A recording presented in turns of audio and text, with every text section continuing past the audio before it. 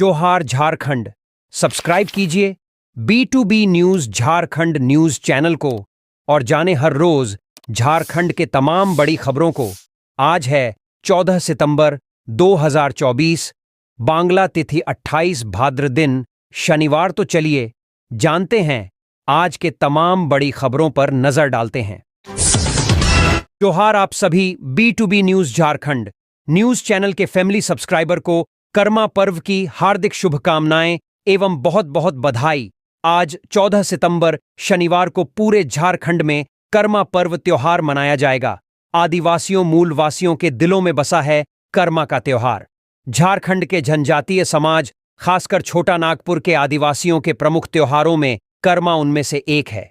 इस पर्व की विशेषता है कि कर्मा का त्योहार गैर आदिवासियों में भी उसी श्रद्धा और भक्ति के साथ मनाया जाता है जितना आदिवासी समाज। भले ही दोनों की पूजा विधियों और परंपरा में अंतर है, पर सभी जगह करम पेड़ की डाली को गाड़कर उसकी विधि विधान से पूजा की जाती है। कहीं कहीं करम पेड़ की ही पूजा करने की परंपरा है। गैर आदिवासियों के घरों में पंडित पुरोहित पूजा कराते हैं, जबकि आदिवासी समाज में पाहन पूजा कराता है और करम धर्म की कहानी सुनाता है। आदिवासी समाज में अखड़ा में सामूहिक रूप से करम पूजा की जाती है, जबकि सदानों के घरों के आंगन में करम की डाली को गाड़कर पूजा करने की परंपरा है। लेकिन सदानों के घरों में भी पाहन ही करम की डाली गाड़ता और पहली पूजा वहीं करता है। उसके बाद ही पंडित पुजारी पूजा कराते हैं। दोनों ही समाज में कर्मा का त्योहार भद्रपद भादो महीने के शुक्ल पक्ष की एकादशी तिथि को ही मनाई जाती है। इस बार 14 सितंबर शनिवार को पूरे झारखंड में यह त्योहार मनाया जाएगा। जिस प्रकार जनजातीय समाज के मुंडा, उरांव, हो, संताल सहित अन्य समुदायों में कर्मा मनाया जाता है, उसी प्रकार हिंदू समाज के ब्राह्मण, राजपूत, तेली, कुर्मी, कोयरी, हरिजन, कुम्हार, बनिया सहित सभी जातियों में यह पर्व श्रद्धा भाव से मनाया जाता है। अखिल भारतीय सरना समाज के नेता और जनजातीय समाज के रीति रिवाजों को नजदीक से जानने वाले भीम मुंडा बताते हैं कि कर्मा का त्योहार बहनें अपने भाइयों की सुख समृद्धि और लंबी आयु के लिए करती है। साथ ही धान रोपणी के बाद इस पर्व को मनाने का कारण है अच्छी फसल के लिए ईश्वर की आराधना। भीम मुंडा ने कहा कि यह त्योहार भाई बहन के पवित्र संबंध और अटूट प्रेम को दर्शाता है। उन्होंने कहा कि कर्मा पर्व को आदिवासी संस्कृति का प्रतीक माना जाता है।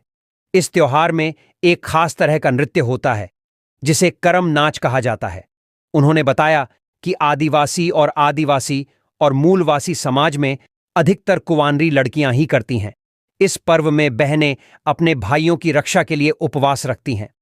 इन व्रतियों को कर्मैती या करमिति कहा जाता है।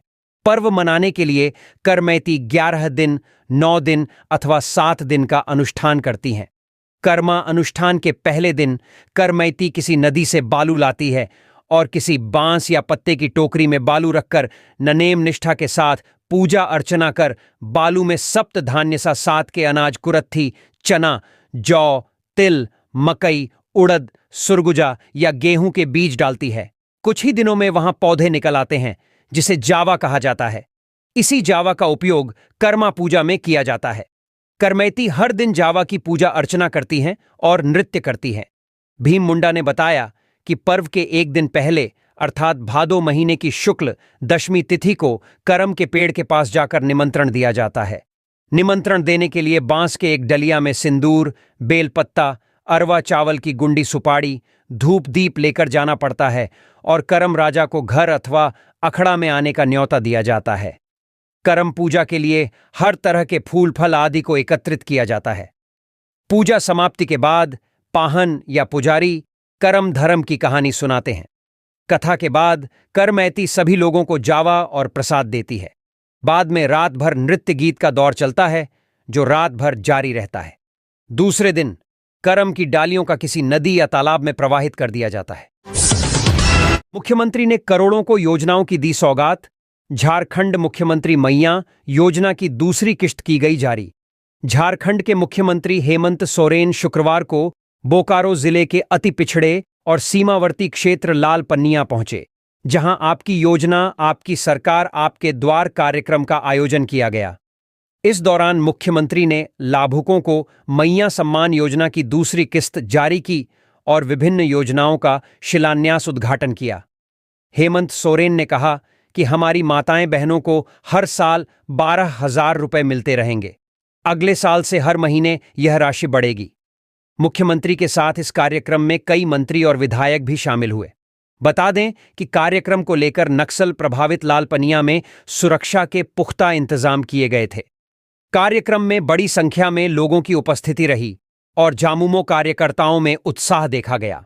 इससे पहले मुख्यमंत्री बोकारो जिला अंतर्गत ललपनिया स्थित धार्मिक स्थल लुगुबुरु घाटाबाड़ी धोरोमगाढ़ पहुंचे और विधि विधान से पूजा अर्चना कर राज्यवासियों की उन्नति, सुख शांति एवं खुशहाल तथा स्वस्थ जीवन की कामना की। मुख्यमंत्री जनता के बीच अपने सरकार की उपलब्धि बताने के साथ ही केंद्र सरकार एवं विपक्ष को आड़े हाथ लेते हुए जमकर बरसे। उन्होंने आरोप लगाया कि केंद्र की सरकार आदिवासियों एवं गरीबों को छलने का काम कर रही है। झूठे मामले में राजनीतिक षड्यंत्र के तहत मुझे फंसाया गया और जेल भेजने का काम किया। उन्होंने जनता का अभिवादन करते हुए कहा कि जनता हमारे साथ है, उन्हें मुंह तोड़ जवाब दिया जाएगा। झारखंड वासियों के लिए खुशखबरी, 39.44 लाख में से 38.41 लाख बिजली उपभोक्ताओं का बिल माफ। झारखंड के मुख्यमंत्री हेमंत सोरेन ने प्रदेश के बिजली उपभोक्ताओं को बड़ी राहत दी है।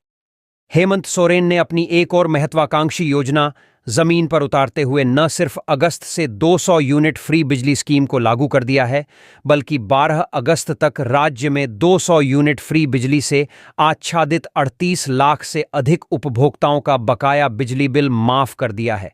बता दें कि राज्य में कुल 52 लाख घरेलू उपभोक्ताओं में से 39,44,389 कंज्यूमर 200 यूनिट फ्री बिजली स्कीम में शामिल हैं। झारखंड के 38,41,881 बिजली उपभोक्ताओं का बकाया बिजली बिल 3565 करोड़ 5,61,271 रुपये माफ कर दिए गए। पिछले दिनों मुख्यमंत्री हेमंत सोरेन ने इसकी घोषणा की थी, जिसके बाद कैबिनेट में भी इसे पारित किया गया। अब तक जेबीवीएनएल 39,44,389 में 38,41,881 कंज्यूमरों का बिल माफ कर चुका है। शेष बचे कंज्यूमरों का तकनीकी समस्या के कारण नहीं हो सका है, उसे भी शीघ्र दूर करके शेष कंज्यूमरों का पुराना बिल माफी कर दिया जाएगा। अब तक चाईबासा, चास, डाल्टनगंज, देवघर, धनबाद, दुमका, गढ़वा, गिरिडीह, गुमला, हजारीबाग, जमशेदपुर, कोडरमा, रामगढ़, रांची और साहिबगंज जिले के बिजली कंज्यूमरों का बिजली बिल माफ किया जा चुका है। 3 साइबर अपराधी चढ़े पुलिस के हत्थे, 8 लाख नगद और 2 बाइक बरामद। जामताड़ा पुलिस ने गुप्त सूचना पर छापामारी करते हुए 3 साइबर अपराधियों को रंगे हाथों गिरफ्तार किया है। वहीं उनके पास से 8 लाख कैश और 2 बाइक बरामद किया गया है। जामताड़ा साइबर थाना परिसर में शुक्रवार को आयोजित प्रेस वार्ता में पुलिस अधीक्षक एहतेशाम वकारीब ने इसकी जानकारी दी। उन्होंने बताया कि जामताड़ा थाना क्षेत्र के झरनापाड़ा और तीलाबाद गांव में साइबर अपराधियों के एक्टिव होने की सूचना मिली थी। इस पर साइबर डीएसपी अशोक कुमार राम के नेतृत्व में पुलिस निरीक्षक जयंत तिर्की और अन्य पुलिसकर्मियों ने छापामारी की। कार्रवाई के दौरान बेवा गांव के सूरज दास और सुमित पाल को साइबर अपराध करते हुए गिरफ्तार किया गया। इन दोनों की निशानदेही पर तीलाबाद गांव स्थित राहुल कुमार रवानी के घर से पुलिस ने 8,21,000 रुपये नगद बरामद किए। पुलिस अधीक्षक ने बताया कि 8 mobile phone, 8 SIM card, 7 ATM card, 2 passbook, 1 chequebook, 2 pan card और 2 मोटरसाइकिल बरामद किए गए हैं। इन तीनों आरोपियों का मुख्य पेशा axis bank credit debit card बंद करने की बात बताकर लोगों को झांसे में लेना और उनसे महत्वपूर्ण जानकारी प्राप्त कर साइबर ठगी करना था। ये लोग झारखंड, बंगाल, बिहार और अन्य पड़ोसी राज्यों में ठगी करते थे। मामले की गंभीरता से जांच की जा रही है और इनसे जुड़े नेटवर्क को खंगाला जा रहा है। उत्पाद सिपाही भर्ती में 14 अभ्यर्थियों की बिगड़ी तबीयत, अस्पताल में भर्ती। उत्पाद सिपाही भर्ती में शुक्रवार को 14 अभ्यर्थियों की तबीयत बिगड़ गई है। इनमें साहिबगंज जिले में 6 अभ्यर्थियों की तबीयत खराब हुई।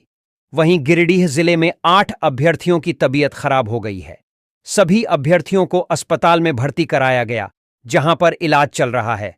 आपको बता दें कि इसके पहले कुल 16 अभ्यर्थियों की मौत हो गई थी, जिसके बाद झारखंड सरकार ने उत्पाद सिपाही भर्ती परीक्षा की बहाली कुछ दिनों के लिए स्थगित कर दी थी। हालांकि तैयारी का जायजा लेने के बाद फिर से उत्पाद सिपाही भर्ती शुरू हुई है। उत्पाद विभाग के फिजिकल टेस्ट के दौरान 6 अभ्यर्थियों की हालत बिगड़ी। भर्ती साहिबगंज। जैप 9 परिसर में चल रहे उत्पाद विभाग के सिपाही के फिजिकल टेस्ट के दौरान शुक्रवार को 6 अभ्यर्थियों की हालत बिगड़ गई। सभी अभ्यर्थियों को इलाज के लिए 108 एम्बुलेंस से सदर अस्पताल में भर्ती कराया गया है। ओडिशा की कृष्णा कुमारी सारंगी, धनबाद के मनीष कुमार, शहबाज, रोहतास के आवेश कुमार, हुजेस कुमार व गिरिडीह के शशि कुमार अकेला शामिल हैं। वहीं सभी का इलाज सदर अस्पताल में किया गया है। बाबूलाल मरांडी ने कर्मा पर्व की दी शुभकामनाएं। भाजपा प्रदेश अध्यक्ष बाबूलाल मरांडी ने कर्मा पर्व की शुभकामनाएं दी। उन्होंने शुक्रवार को कहा कि भाई बहन का पर्व समस्त झारखंड वासियों के लिए मंगलमय हो। मरांडी ने कहा कि भाई बहन का यह पर्व झारखंड के आदिवासी मूलवासी समाज का महत्वपूर्ण उत्सव है। यह प्रकृति और संस्कृति से जुड़ा है। उन्होंने कहा कि कर्मा पर्व हर घर में खुशियों का सौगात लेकर आए। अलंकृता साक्षी को गूगल ने दिया 60 लाख का पैकेज। कोडरमा में हुई प्रारंभिक पढ़ाई। झुमरी तिलैया स्थित sacred heart school Jhumri Telaiya से 2012 में पास आउट छात्रा अलंकृता साक्षी का चयन देश की सबसे बड़ी कंपनी गूगल में इंजीनियर के रूप में हुआ है। फिलहाल अलंकृता विदेश में है। अलंकृता को 60 लाख सालाना पैकेज पर गूगल ने जॉब पर रखा है। वह मूलतः बिहार के भागलपुर की रहने वाली है और झुमरी तिलैया में उसने अपने नाना नानी के साथ रहकर सेक्रेड हार्ट स्कूल से मैट्रिक की परीक्षा पास की थी। उसकी मां रेखा मिश्रा शहर के एक निजी स्कूल में पार हाती थीं। जानकारी के अनुसार अलंकृता साक्षी ने सेक्रेड हार्ट स्कूल से मैट्रिक, जवाहर नवोदय विद्यालय से इंटर और हजारीबाग से बीटेक की परीक्षा पास की थी। अलंकृता के परिजन फिलहाल देवघर शिफ्ट कर गए हैं। अलंकृता की इस बड़ी उपलब्धि ने उनके माता पिता को ही नहीं बल्कि सेक्रेड हार्ट स्कूल फैमिली को भी गौरवान्वित किया है। अलंकृता की सफलता पर विद्यालय के निदेशक प्रमोद कुमार, प्राचार्य प्रमोद शर्मा सहित पूरे विद्यालय परिवार ने बधाई दी है। सेक्रेड हार्ट स्कूल के निदेशक प्रमोद कुमार ने बताया कि अलंकृता शुरू से ही कुशाग्र बुद्धि की थी। वह पढ़ाई के साथ साथ विद्यालय की सभी गतिविधियों में बढ़ चढ़कर हिस्सा लेती थी। उसकी यह सफलता विद्यालय के लिए गौरव की बात है। झारखंड में बदलने वाला है मौसम का मिजाज। जानें आपके जिले में कब होगी बारिश। झारखंड में मौसम का मिजाज जल्द ही बदलने वाला है। राज्य के विभिन्न हिस्सों में भारी बारिश की संभावना जताई जा रही है, जिसके लिए मौसम विभाग ने ऑरेंज अलर्ट जारी किया है।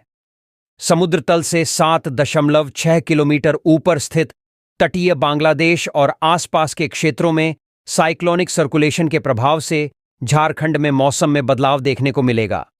मौसम विभाग ने नागरिकों को मौसम की स्थिति के अनुसार सावधानी बरतने और आवश्यक तैयारी करने की सलाह दी है। क्या कहते हैं मौसम वैज्ञानिक? मौसम विज्ञान केंद्र रांची के निदेशक और वरीय मौसम पूर्वानुमान वैज्ञानिक अभिषेक आनंद ने बताया कि 13 सितंबर को साइक्लोनिक सर्कुलेशन निम्न दबाव में तब्दील होकर पश्चिम उत्तर पश्चिम की ओर बढ़ सकता है।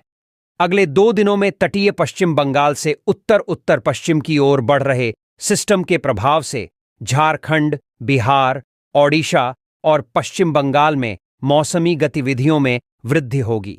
इससे राज्य के कई जिलों में भारी से अत्यधिक भारी बारिश की संभावना है। इस दौरान मेघ गर्जन और वज्रपात की भी प्रबल संभावना है।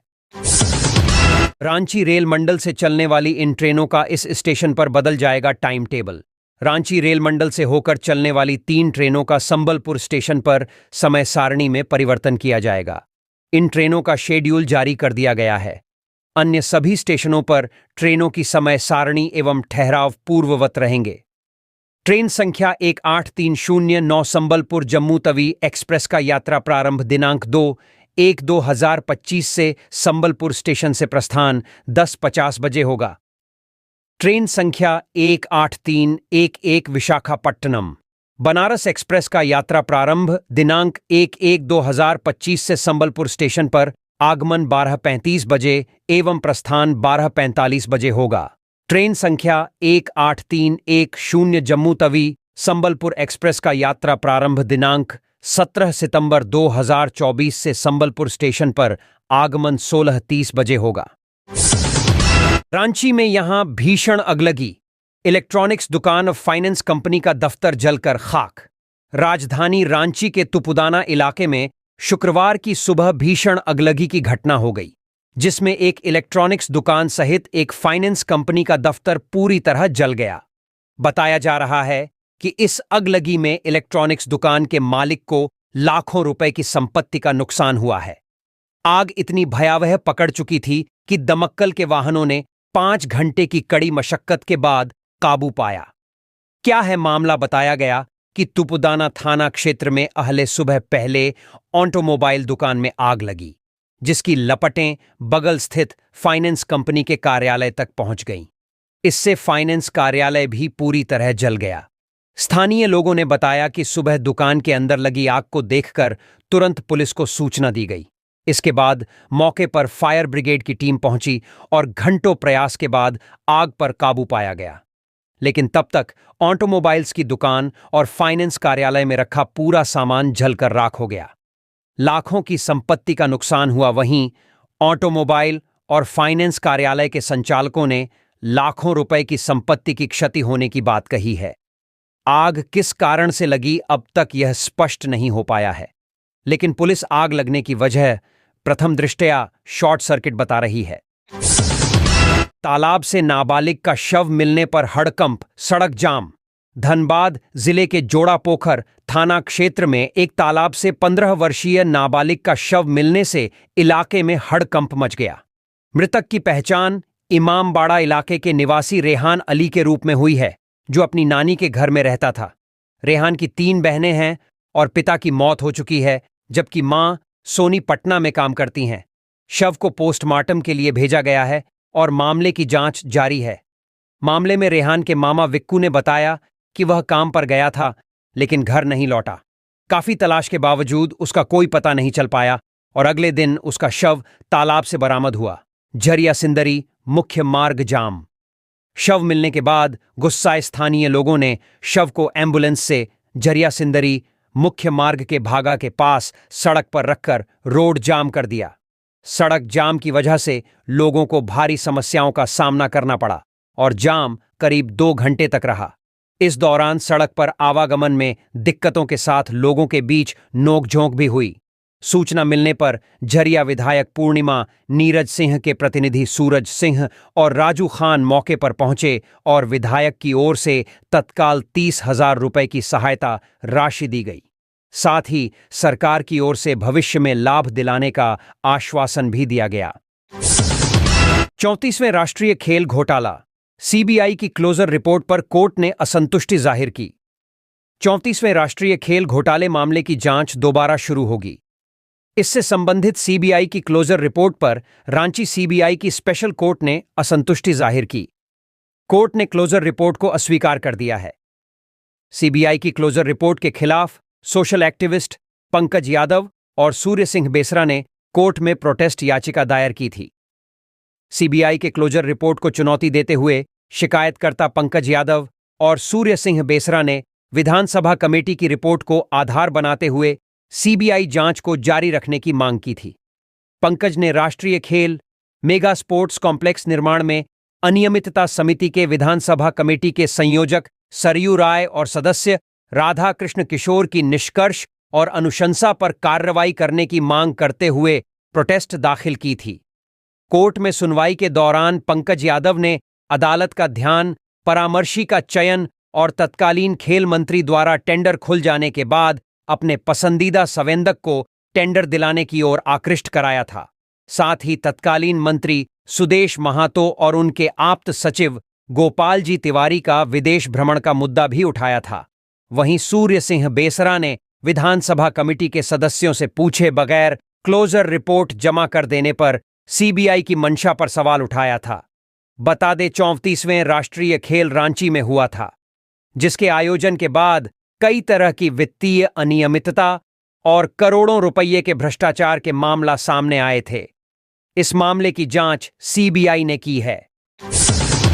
रफ्तार का कहर, 2 युवकों की गई जान, महिला जख्मी। गुमला शहरी क्षेत्र से 8 किलोमीटर दूर बरिसा टोंगरी के समीप तेज रफ्तार बाइक भीषण सड़क हादसे की शिकार हो गई। इसमें बाइक सवार 2 युवकों की मौके पर ही मौत हो गई। वहीं एक 30 वर्षीय महिला गंभीर रूप से जख्मी हो गई है। हादसे की सूचना पाकर पुलिस घटनास्थल पहुंची और दोनों युवकों के शवों को कब्जे में लिया। वहीं घायल महिला को इलाज के लिए सदर अस्पताल में भर्ती करवाया। मृतक युवकों की पहचान बहराटोली गुमला निवासी 20 वर्षीय महेश तिर्की व 25 वर्षीय नवीन तिग्गा के रूप में हुई है, जबकि घायल महिला रायडीह की रहने वाली है। क्या है मामला? बताया जाता है कि तीनों बाइक से घूमने गए थे। महेश और महिला शादीशुदा थे। दोनों के बीच प्रेम प्रसंग चल रहा था। घायल महिला के अनुसार दोनों युवक नशे की हालत में थे और तेज रफ्तार से बाइक चला रहे थे। बरिसा टोंगरी के समीप एक चट्टान नुमा पत्थर से टकराने के कारण हादसा हुआ और बाइक सवार दोनों युवक वहीं गिर पड़े। इससे उन्हें गंभीर चोट लगी और मौके पर ही दम तोड़ दिया। पुलिस आगे की कार्रवाई कर रही है। राष्ट्रपति दौरे को लेकर रांची में 2 दिन नो फ्लाई जोन। 19 और 20 सितंबर को राष्ट्रपति द्रौपदी मुर्मू के प्रस्तावित दौरे को लेकर सुरक्षा की दृष्टि से रांची में नो फ्लाई जोन घोषित किया गया है। रांची डीसी के निर्देश पर बिरसा मुंडा एयरपोर्ट से लेकर राजभवन और कार्यक्रम स्थल के आसपास के क्षेत्रों में ड्रोन, पैराग्लाइडिंग और हॉट एयर बैलून की गतिविधियों पर पूरी तरह से प्रतिबंध रहेगा। एसडीओ ने जारी किया आदेश। सदर एसडीओ उत्कर्ष कुमार द्वारा बीएनएसएस की धारा 113 के तहत यह आदेश जारी किया गया है। यह निषेधाज्ञा 19 और 20 सितंबर को सुबह 5 बजे से रात 10 बजे तक लागू रहेगी। इसके तहत 19 सितंबर को बिरसा मुंडा एयरपोर्ट से हिनू चौक, बिरसा चौक, अरगोड़ा चौक और राजभवन तक, और 20 सितंबर को राजभवन से अरगोड़ा चौक, कड़रू, राजेंद्र चौक, सदाबहार चौक होते हुए ICR national institute of secondary agriculture Namkum के 200 मीटर की परिधि को नो फ्लाई जोन घोषित किया गया है। प्राचीन दिउड़ी मंदिर में ताला विवाद, जाने क्यों आमने सामने हैं पुजारी और पाहन। जिले के तमाड़ प्रखंड में स्थित है प्राचीन दिउड़ी मंदिर, जिसका निर्माण लगभग 700 साल पहले कराया गया था। इस मंदिर की खासियत यह है कि यहाँ के 15 पुजारियों में से आधे ब्राह्मण और आधे आदिवासी पाहन हैं। स्थानीय लोगों के लिए यह मंदिर उनकी आस्था का केंद्र है और बड़े बड़े सेलिब्रिटी भी यहाँ आकर पूजा करते हैं, जिसमें महेंद्र सिंह धोनी का नाम सबसे ऊपर है। लेकिन पिछले कुछ दिनों से यह मंदिर विवाद का केंद्र बन गया है और स्थिति यह है कि शुक्रवार 6 सितंबर को कुछ लोगों ने मंदिर में ताला जड़ दिया था। मंदिर से जुड़ा विवाद। आदिवासी समन्वय समिति के लक्ष्मी नारायण मुंडा का कहना है कि दिउड़ी मंदिर का हिंदूकरण किया जा रहा है, जबकि यह आदिवासियों का मंदिर है। यहां आदिवासी पाहन ही पूजा कराते हैं। जब तम्हाड़ के राजा यहां पूजा करने आते थे तो वे अपने साथ पंडा को लेकर आते थे और उस वक्त वह पूजा कराता था। यह मंदिर मुंडारी खूंटकटी जमीन है, आदिवासियों द्वारा जंगल साफ कर बनाई गई जमीन। इस पर किसी ब्राह्मण का अधिकार कैसे हो सकता है? दूसरा यह कि यहां मंदिर ट्रस्ट का निर्माण गलत तरीके से किया गया है। ना तो उसे ग्राम सभा ने पास किया है और ना ही उसमें स्थानीय लोगों की भागीदारी है। यह आदिवासियों का सरना स्थल है, इसलिए हम ट्रस्ट को भंग करने की मांग कर रहे हैं। हमारे पास इससे संबंधित तमाम दस्तावेज भी मौजूद हैं। एसडीओ मोहनलाल मरांडी का कहना है कि यह विवाद पर्यटन विभाग की ओर से जारी 8 करोड़ के फंड से जुड़ा है। ट्रस्ट पर कोई आपत्ति नहीं है क्योंकि ट्रस्ट का गठन तो 2021 में ही हो गया था। जहां तक जमीन विवाद का मसला है तो मंदिर के नाम पर 2 प्लॉट है। पुराने समय में तम्हाड़ के राजाओं ने यह जमीन मंदिर के नाम पर दी होगी। अभी कोई विवाद नहीं है और स्थिति भी तनावपूर्ण नहीं है। सब कुछ सामान्य है। अगर ग्रामीणों को जमीन को लेकर कुछ विवाद है तो वे कानूनी तरीके से कोर्ट में जाएं और फैसला करवाएं। रिम्स की स्नेहा सिंधु ने फैमिली एडॉप्शन प्रोग्राम की प्रतियोगिता में देश भर में हासिल किया पहला स्थान। रांची के रिम्स मेडिकल कॉलेज के 2021 बैच की छात्रा स्नेहा सिंधु ने फैमिली एडॉप्शन प्रोग्राम एफएपी की निबंध प्रतियोगिता में ऑल इंडिया लेवल पर प्रथम स्थान प्राप्त किया है। इस प्रतियोगिता में देश भर से 7,000 से अधिक प्रविष्टियां आई थीं, जिनमें से स्नेहा का निबंध सर्वश्रेष्ठ घोषित किया गया। एफएपी, जो कि राष्ट्रीय चिकित्सा आयोग एनआईएमसी द्वारा आयोजित किया गया था, जिसका उद्देश्य छात्रों को चिकित्सा अभ्यास की वास्तविकताओं से अवगत कराना है। इस प्रतियोगिता के तहत छात्रों को अपने स्नातक पाठ्यक्रम के दौरान 4 परिवारों को गोद लेने की चुनौती दी जाती है, जिससे वे बीमारियों के क्लिनिकल लक्षणों और समुदाय की मेडिकल आवश्यकताओं को बेहतर तरीके से समझ सकें। यह कार्यक्रम छात्रों को क्लिनिकल अभ्यास और रोगी कल्याण के सिद्धांतों से जोड़ने का एक महत्वपूर्ण माध्यम है और अस्पताल की सीमाओं से बाहर जाकर स्वास्थ्य देखभाल की कठोर वास्तविकताओं से परिचित कराता है। स्नेहा सिंधु की इस उपलब्धि ने न केवल रिम्स को गर्वित किया है, बल्कि पूरे देश में संस्थान की प्रतिष्ठा को भी बढ़ाया है। मुख्यमंत्री हेमंत सोरेन जी बताएं, 5 वर्षों में राज्य में कितने बलात्कारियों को हुई सजा? गीता कोड़ा, पूर्व सांसद एवं भाजपा की प्रदेश प्रवक्ता गीता कोड़ा ने आज मुख्यमंत्री हेमंत सोरेन पर बड़ा निशाना साधा। उन्होंने कहा कि हेमंत सरकार में राज्य की बहन बेटियों पर लगातार खतरे बराच रहे। बेटियां आज असुरक्षित हैं और अपराधी बेलगाम हैं। पिछले 5 वर्षों में राज्य में 7,000 से अधिक दुष्कर्म और बलात्कार की घटनाएं राज्य सरकार के रिकॉर्ड में दर्ज हैं, जिसमें अधिकांश घटनाएं आदिवासी दलित समाज की बहन बेटियों के साथ घटी हैं। चाहे रूपा तिर्की की संदेहास्पद हत्या हो या रूबिका पहाड़ियां को 52 टुकड़ों में काटकर फेंकना, अपने घर में सोई अंकिता पर पेट्रोल डालकर उसे जलाकर मारना और दरोगा संध्या टोपनों को गो तस्करों के द्वारा ट्रक से कुचलकर मार देना, ऐसे हजारों जघन्य अपराध पिछले 5 वर्षों में राज्य की महिलाओं की स्थिति को बताते हैं। हेमंत सरकार के लिए बेटियों की इज्जत नहीं, वोट बैंक प्रिय है। गीता कोड़ा ने कहा कि मुख्यमंत्री जी को बताना चाहिए कि अब तक कितने बलात्कारियों को राज्य सरकार ने सजा दिलाई है, फास्ट ट्रैक कोर्ट में कितने मामले लंबित हैं। कहा कि राज्य की बेटियां हेमंत सरकार के कुर्सी मोह को जान चुकी हैं। इन्हें बेटियों के सम्मान से कुछ भी लेना देना नहीं है। चंपाई सोरेन ने हेमंत सरकार को घेरा। जिक्रहट्टी स्थित संताली टोला के भूमिपुत्र कहां गए? पाखुड़ में 16 सितंबर को आदिवासी समाज पाखुड़ में करेगा महासम्मेलन। यह जानकारी चंपाई सोरेन ने अपने एक्स हैंडल पर दी है। चंपाई सोरेन ने कहा है कि इस मुद्दे पर विचार विमर्श करने के लिए आगामी 16 सितंबर को आदिवासी समाज द्वारा पाकुड़ जिले के हिरणपुर प्रखंड में मांझी परगाना महासम्मेलन का आयोजन किया गया है, जिसमें हम लोग समाज के पारंपरिक ग्राम प्रधानों एवं अन्य मार्गदर्शकों के साथ बैठकर इस समस्या का कारण समझने तथा समाधान तलाशने पर मंथन करेंगे। इसी दिन बाबा तिलका मांझी और वीर सिदो कान्हू के संघर्ष से प्रेरणा लेकर हमारा आदिवासी समाज अपने अस्तित्व तथा माताओं, बहनों एवं बेटियों की अस्मत बचाने हेतु सामाजिक जन आंदोलन शुरू करेगा। पूर्व मुख्यमंत्री चंपाई सोरेन ने संताल परगना में बांग्लादेशी घुसपैठ के मुद्दे पर फिर से हेमंत सरकार को घेरा। चंपाई सोरेन ने अपने ट्विटर हैंडल एक्स पर कहा है कि वोट बैंक के लिए कुछ राजनीतिक दल भले ही आंकड़े छुपाने का प्रयास करें, लेकिन शुतुरमुर्ग की तरह रेत में सिर गाड़ लेने से सच्चाई नहीं बदल जाती।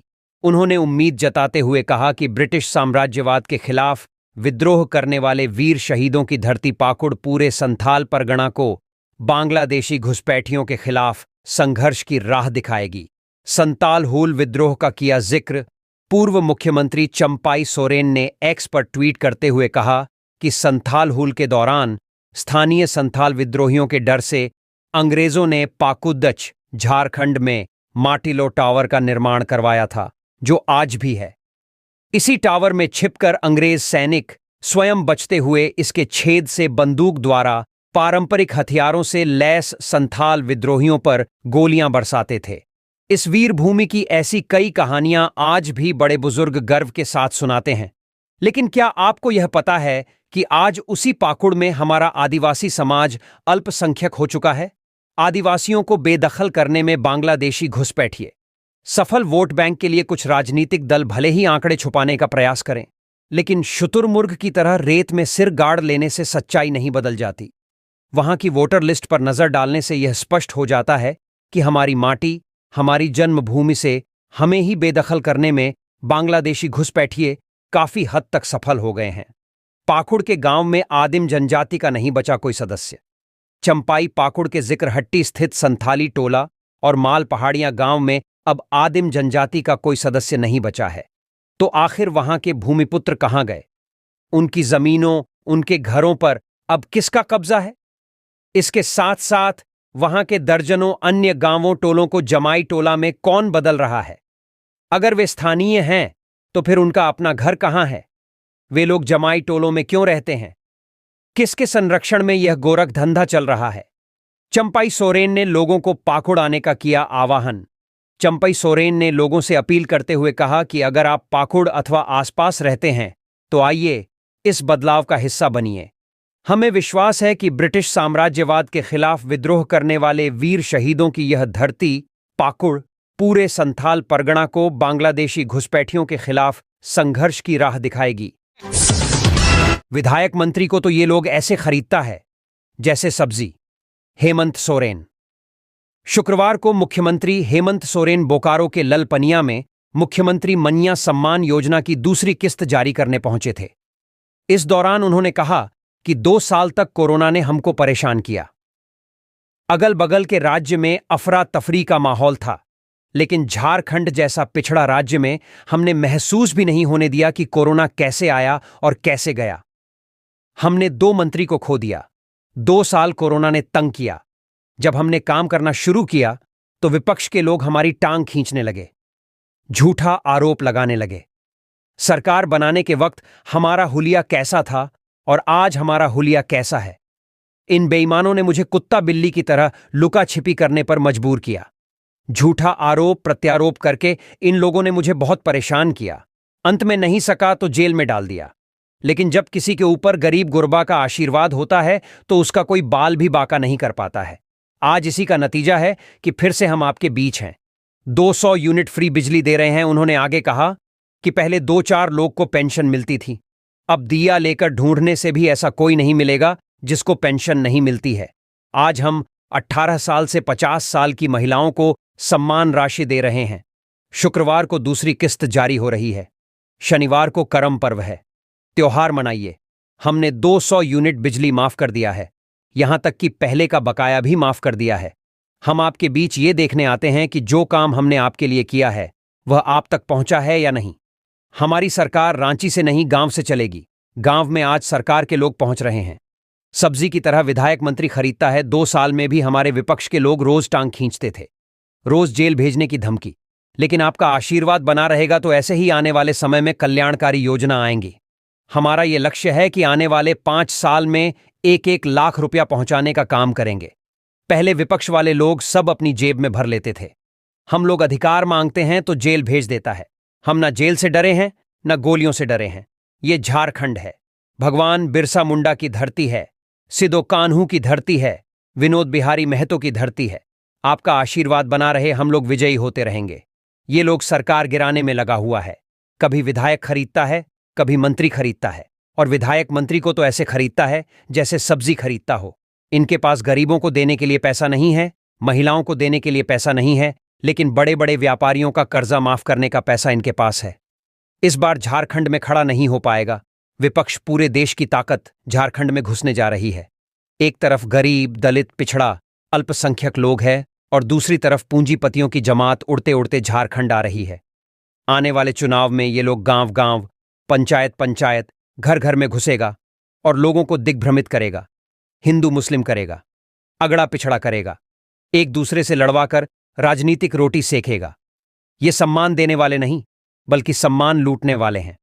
लेकिन चिंता मत कीजिए, गठबंधन की सरकार ने मजबूती से मोर्चा संभाल रखा है। 2-3 महीने के बाद फिर ऐसी पटखनी देंगे कि दोबारा झारखंड में ये लोग खड़ा नहीं हो पाएगा। डीजीपी करेंगे जन शिकायतों की समीक्षा, दोषी पुलिसकर्मियों पर होगी कड़ी कार्रवाई। झारखंड के डीजीपी अनुराग गुप्ता की पहल से 10 सितंबर से राज्य के 21 जिलों में जन शिकायत निवारण कार्यक्रम आयोजित किया गया था। हजारों लोगों ने इस कार्यक्रम में अपनी शिकायतें दर्ज कराईं, जिनका तुरंत हल भी किया गया। लेकिन इनमें अधिकतर शिकायतें पुलिस के प्रति नाराजगी को लेकर हैं। ऐसे में अब पुलिस के वरिष्ठ अधिकारी इन समस्याओं की समीक्षा करेंगे। इसके बाद आगे की कार्रवाई की जाएगी। डीजीपी अनुराग गुप्ता ने कहा कि इस कार्यक्रम को लोगों की तरफ से अच्छी प्रतिक्रिया मिली है, लेकिन यह कार्यक्रम तभी सफल होगा जब लोगों की शिकायतों का समाधान होगा। उन्होंने कहा कि सभी मामलों की समीक्षा शुरू हो गई है। दोषियों के खिलाफ 15 दिनों के भीतर कार्रवाई सुनिश्चित की जाएगी। डीजीपी ने कहा कि वे सभी वरीय अधिकारियों के साथ समीक्षा बैठक करेंगे और उसके बाद अधिकारियों को पुनः जन सुनवाई स्थल पर भेजा जाएगा ताकि जमीनी हकीकत की जांच हो सके। साथ ही डीजीपी ने यह स्पष्ट किया कि अगर कोई पुलिसकर्मी पीड़ित की शिकायत सुनकर कार्रवाई करता है तो वह इसका कर्तव्य है। पुलिसकर्मी ऐसा न सोचे कि वे पीड़ित पर कोई एहसान कर रहे हैं। डीजीपी ने कहा कि अगर कार्रवाई के बाद कोई पुलिसकर्मी दोषी पाया जाता है तो उसके खिलाफ सख्त कार्रवाई की जाएगी। साथ ही अगर किसी निर्दोष व्यक्ति को गलत तरीके से जेल भेजा गया है और यह सामने आता है तो संबंधित पुलिसकर्मी पर भी कड़ी कार्रवाई होगी। रांची में 8 जगहों पर 35 रुपए किलो प्याज, उपभोक्ता मामलों की सचिव निधि खरे का निर्देश। रांची केंद्रीय उपभोक्ता मामलों की सचिव निधि खरे ने कहा कि प्याज के दाम को नियंत्रित रखने के लिए केंद्र सरकार हर संभव कोशिश कर रही है। बढ़ते हुए मूल्य पर नियंत्रण के लिए बफर स्टॉक के प्याज को सस्ती दरों पर प्याज बेचने का निर्देश दिया गया है। इस क्रम में रांची सहित आधा दर्जन बड़े शहरों में 35 रुपये प्रति किलो प्याज की बिक्री शुरू की गई है। झारखंड की राजधानी रांची में नेफेड और एनसीसीएफ की तरफ से 8 स्थल चिन्हित किए गए हैं। यहां मोबाइल वैन लगाकर रियायती दरों पर प्याज की बिक्री शुरू की गई है।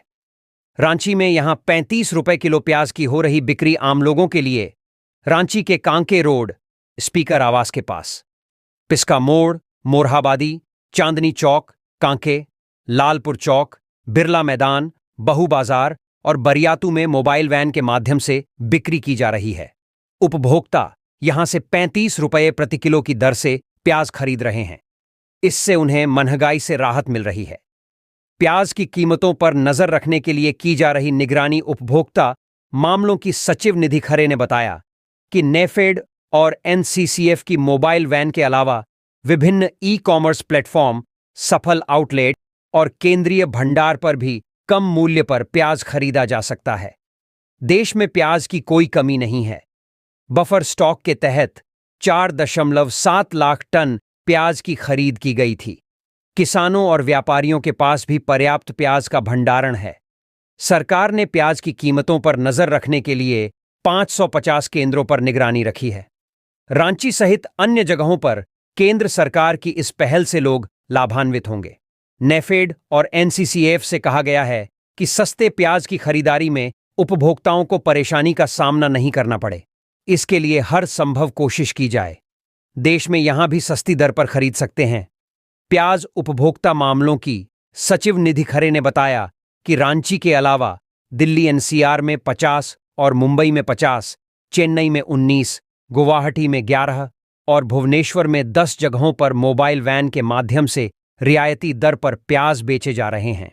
अगले कुछ दिनों में देश के अन्य शहरों में भी इसकी शुरुआत की जाएगी। खाद्य मुद्रास्फीति और खुदरा मुद्रास्फीति को कम करने हर संभव कोशिश की जा रही है। आम लोगों को किसी भी तरह की परेशानी नहीं होगी। गिरिडीह सदर विधायक के आवास पर घर लौटे 14 प्रवासी मजदूरों ने की मुलाकात। गिरिडीह रोजगार की तलाश में सऊदी अरब गए 14 प्रवासी मजदूरों की शुक्रवार को वतन वापसी हुई। सभी मजदूर शुक्रवार को सदर विधायक सुदीप्य कुमार सोनू के आवास पहुंचे। बताया गया कि 14 मजदूरों की वतन वापसी में विधायक सोनू की खास भूमिका रही। मजदूरों के अगुवा सिकंदर अली ने कहा कि सऊदी अरब से लौटे मजदूरों को विधायक ने शीघ्र स्वदेश वापसी का भरोसा दिलाया था। उन्होंने कहा कि लौटे मजदूरों को नियम से जो सरकारी सुविधा मिलनी चाहिए, उन तमाम योजनाओं का लाभ मिलेगा। इसके लिए श्रमिकों ने विधायक का आभार जताया। हालांकि 29 मजदूर अब भी सऊदी अरब में फंसे हैं। सारे मजदूर हजारीबाग और गिरिडीह के बगोदर के रहने वाले बताए जा रहे हैं।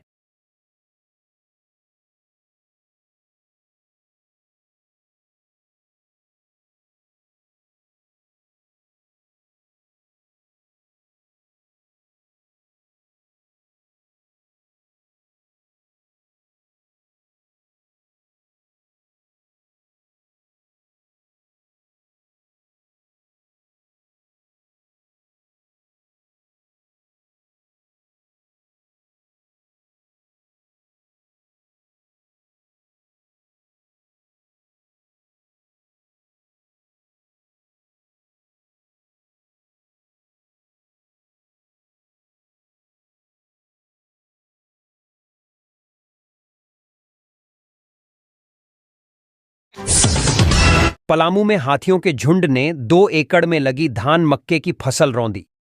पलामू जिले के चैनपुर प्रखंड के सलतुआ के लोभरवा टोले में हाथियों के झुंड ने 2 एकड़ में लगी धान व मक्के की फसल रौंद दिया।